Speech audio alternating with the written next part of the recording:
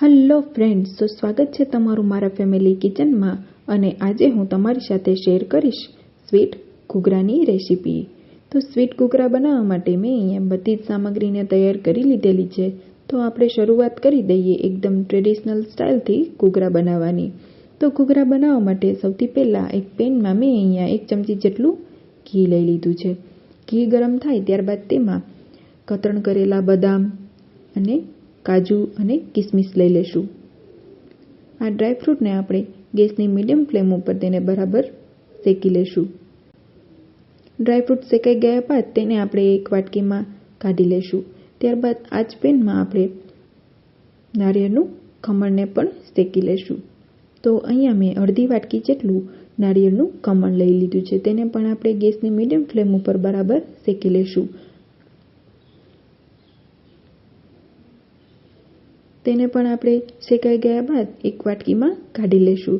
ત્યારબાદ ફરીથી આપણે આ જ પેનમાં 1 ચમચી જેટલું ઘી લઈ લેશું અને 1 વાટકી જેટલો અહીંયા મેં ઝીણો રવો લઈ લીધો છે. તેને પણ આપણે એકદમ સરસ ગોલ્ડન બ્રાઉન એવો ગેસની મીડિયમ ફ્લેમ ઉપર શેકી લેશું. રવો શેકતી વખતે આપણે તેને આવી રીતે આપણે સતત હલાવતા રહેવાનું છે, જેથી કરીને બધી જ સાઈડથી આપણો એકદમ સરસ રવો ગોલ્ડન બ્રાઉન થઈ જાય.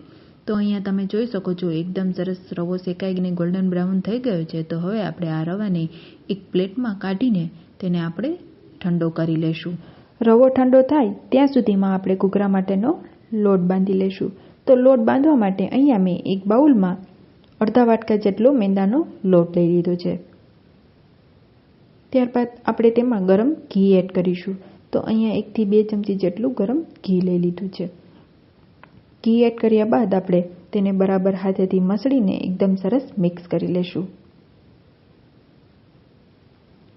આવી રીતે આપણે હાથેથી બધા જ લોટને બરાબર મિક્સ કરીને એકદમ સરસ તૈયાર કરી લેશું. ત્યારબાદ તેમાં પાણી એડ કરીને આપણે એકદમ સોફ્ટ લોટને તૈયાર કરી લેશું. ઘી એડ કરવાથી આપણા ઘૂઘરાનું પડ એકદમ સરસ ક્રિસ્પી તૈયાર થઈ જશે, જેથી કરીને એકદમ સરસ ગરમ ઘી એડ કરીશું. ત્યારબાદ આપણે જરૂર પડે તેમ પાણી એડ કરીને લોટને આપણે એકદમ સરસ સોફ્ટ તૈયાર કરી લેશું. આ લોટને આપણે જે રોટલીનો લોટ બાંધીએ તેવો જ આપણે તેને રાખવાનો છે. ત્યારબાદ લોટને પ્લેટફોર્મ ઉપર લઈને આપણે આવી રીતે બરાબર મસળી લેશું.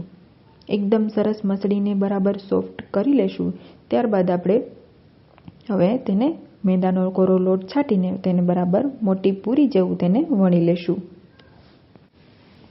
આવી રીતે આપણે પ્લેટફોર્મ ઉપર મોટી પૂરી જેવું વણીને તેમાંથી આપણે ઘણા બધા ઘૂઘરાને બનાવી શકીએ છીએ, જેથી કરીને આવી રીતે આપણે એકી સાથે તમે જોઈ શકો છો એકી સાથે આપણે 6 ઘૂઘરા તૈયાર થઈ ગયા છે. તો આવી જ રીતે આપણે કરવાથી એક ઢગલાબંધ ઘૂઘરા આપણા તૈયાર થઈ જાય છે. આવી રીતે આપણે બધી જ પૂરીઓને તૈયાર કરીને આ પૂરીઓને આપણે એક કોટનના ભીના કપડાથી તેને ઢાંકીને મૂકી દઈશું. તો તમે જોઈ શકો છો પૂરી આપણી એકદમ સરસ, ના વધારે પતલી કે ના વધારે જાડી, એકદમ સરસ મીડિયમ સાઇઝની પૂરી તૈયાર થઈ ગઈ છે. તો હવે આપણે ઘૂઘરા માટેનું સ્ટફિંગ તૈયાર કરી લેશું. તો અહીંયા રવો પણ એકદમ સરસ આપણો ઠંડો થઈ ગયો છે, તો તેને આપણે એક બાઉલમાં કાઢી લેશું. ત્યારબાદ તેમાં આપણે જે શેકેલું કોપરાનું છીણ, શેકેલા ડ્રાયફ્રૂટ અને અહીંયા કાળી દ્રાક્ષ લીધી છે, જે ઓપ્શનલ છે. જો તમને પસંદ હોય તો તમે એડ કરી શકો છો. ત્યારબાદ ઇલાયચી પાવડર અડધી ચમચી જેટલો અને જેટલો આપણે રવો લીધેલો હોય તેટલી જ આપણે દળેલી ખાંડ લઈ લેશું. ખાંડ પણ આપણે દળેલી જ લેવાની છે. તો હવે આપણે બધા જ મિશ્રણને એકદમ સરસ મિક્સ કરીને તૈયાર કરી લેશું. અને એકદમ રવો આપણો ઠંડો થાય ત્યારે જ આપણે ખાંડને એડ કરવાની છે, જેથી કરીને આપણી ખાંડ મેલ્ટ ના થાય. જો રવો ગરમ હશે તો આપણી ખાંડ મેલ્ટ થવા લાગશે. તો આપણું ઘૂઘરાનું સ્ટફિંગ તૈયાર થઈ ગયું છે. તો હવે આપણે ઘૂઘરામાં સ્ટફિંગ ભરી લેશું. તો ઘૂઘરા બનાવવા માટે મેં અહીંયા આવું ઘૂઘરાનું મોલ્ડ લઈ લીધું છે. આ મોલ્ડ તમને બજારમાં મળી જાય છે.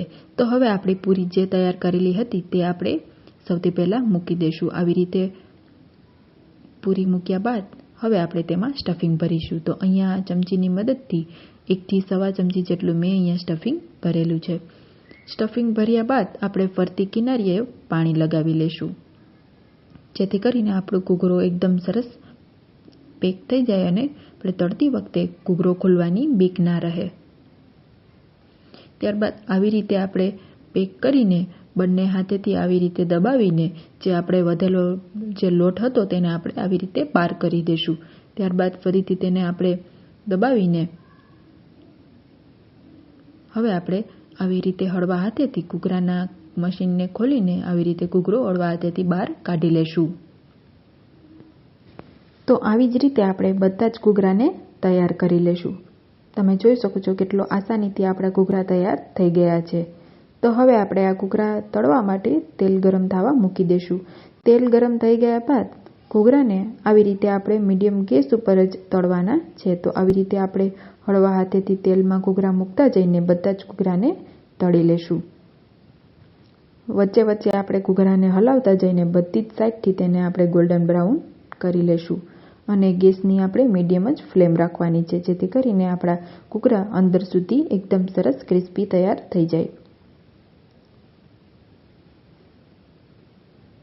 તમે જોઈ શકો છો એકદમ સરસ આપણા ઘૂઘરા ગોલ્ડન બ્રાઉન થઈ ગયા છે.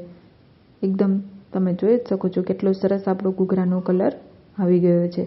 તો હવે આપણે આ ઘૂઘરા એકદમ સરસ તળાઈ ગયા છે, તો તેને આપણે બહાર કાઢીને આવી રીતે તેનું બધું જ તેલ નિતાળી લેશું. તો તૈયાર થઈ ગયા છે આપણા એકદમ સ્વીટ અને એકદમ મસ્ત એવા ઘૂઘરા.